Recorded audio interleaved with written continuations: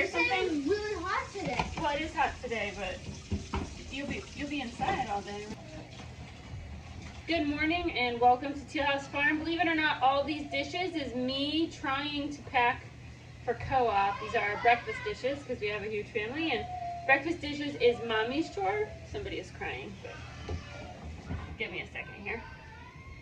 Okay, everybody's okay. Somebody just got their feelings hurt. We're okay. Anyway, this is me trying to get out of the house for co-op, and you can hear the general chaos. It is a little chaotic trying to get out to go to homeschool co-op. Homeschool co-op's 10 weeks in the fall, 10 weeks in the spring.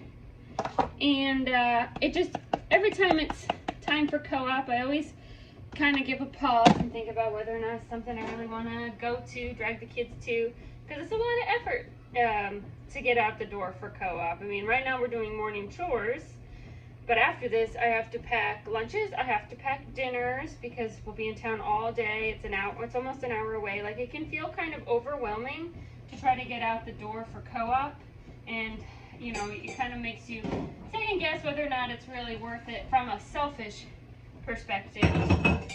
But I'm always reminded how important community is in our lives, and I know once I get there we have a great time, and you know, I have friends there and the kids have bunches of friends. It's just a wonderful experience. But the day-to-day of being a mom and being at home, the temptation to just stay home and not go anywhere is pretty strong, because it is a lot of effort. Even if you only have 1 or 2 kids, it's a lot of effort to get out of the house, to get people ready, to get things packed, the mental load of making sure you have everything you need, especially if you're like us and you live far away and you can't just like turn around and come back home and grab something you forgot. Like, you either have to do without, or you have to have money that you could like go and buy a replacement, which you don't want to do, so you really have to plan ahead. It's a lot, and it can really discourage you from doing things. It can make you feel like, you know, we're just gonna stay home. It's just easier to stay home.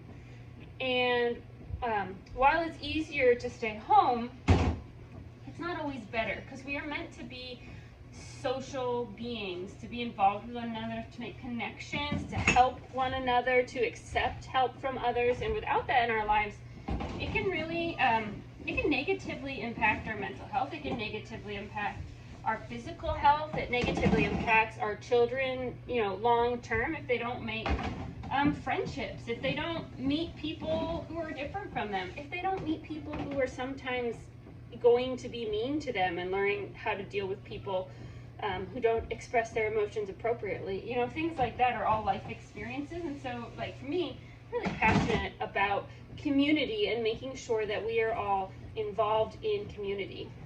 One of the comments I get a lot on videos, like with canning, when we can, sometimes you see my friends or my family, my sister-in-laws come, or my friend Adrian's in a lot of videos, sometimes my friend Tara and I can together. You know, I have a little community of canning, and I get a lot of comments, people like, oh, I wish I had a community like that, how nice it is to can with others. And I just want to impress on people that that community didn't exist when I started canning.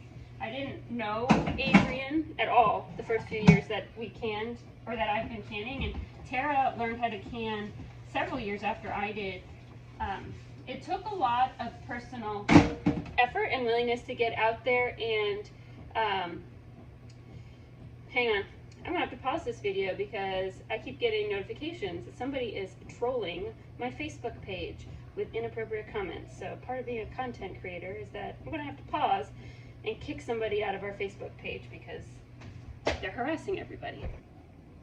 Anyway, online communities are great too. It's a great way to spread knowledge and skills and meet people who have like interests, but it also get a lot of trolls and spammers and things like that. So taken care of. But anyway, what I was talking about is sometimes you have to be intentional about creating your own community, and that can be really hard because if you already don't have a community, and maybe you haven't had one for a while, you might already feel kind of down and depressed, like nobody really likes me, nobody wants to spend time with me, or I've asked people to do things with me, but they say no. I know for me, before I got really intentional about creating community, I asked several friends if they wanted to do things like learn how to can, because that was something I was passionate about. But most of my mom friends work full time, and they don't have a lot of time to learn extra skills like that, or the extra time they have, they really want to spend with their family because that time is precious to them. So it felt like a lot of people telling me no. It took a while to find people who were interested, who wanted to build that community with me, and I'm really grateful. You are silly. I'm really grateful that that I stuck it out. And so maybe that's some sort of encouragement to you.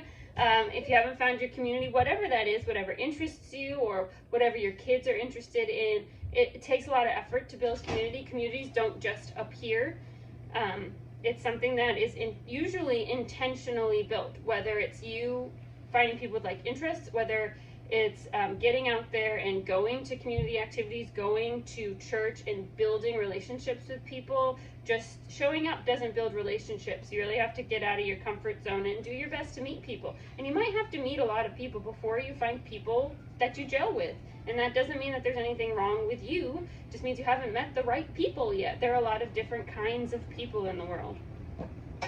When it comes to homeschooling, the temptation is I don't want to go anywhere because it takes a whole lot of effort, a whole lot of planning. We already have school we got to do, so like, do I want to go to co-op? And the answer is probably yes. It's really beneficial, and it's something that I feel like is great for our kids. Yes, it is a lot of extra work on my part to participate in co-op. I also need to teach a class, which is another thing I need to prep for. Then you got to get all the kids there. You know, there's added expenses, the gas money to get there, all that kind of things. It feels kind of stressful, but in the long run, it's really important. And it's teaching my children the importance of community. All of this is just to talk about the importance of community. And if maybe you're feeling a little down right now, maybe you had a community and it's fallen apart because people change, people move away, people have new interests, lots of things happen in life. Maybe this is your sign to think about what kind of community you would like to be a part of now and how to make that happen. And to realize that it's probably not just going to organically happen, that it's going to take some get-to-itness to find those people in your life. But that it's worth it. That community is important. It's how we are made, or how most of us are made. I guess there's always exceptions, but how most of us are made to thrive in life is to be part of a community and to be helping one another and to allow ourselves to be helped by others. So all of that is just meant to be an encouragement to you today. We are going to finish packing now that the chores are done. Now I got to get down to actually packing. So we are going to go out and enjoy today with our community, and I hope that you are able to enjoy some time with yours this week as well. We will see you guys all again really soon.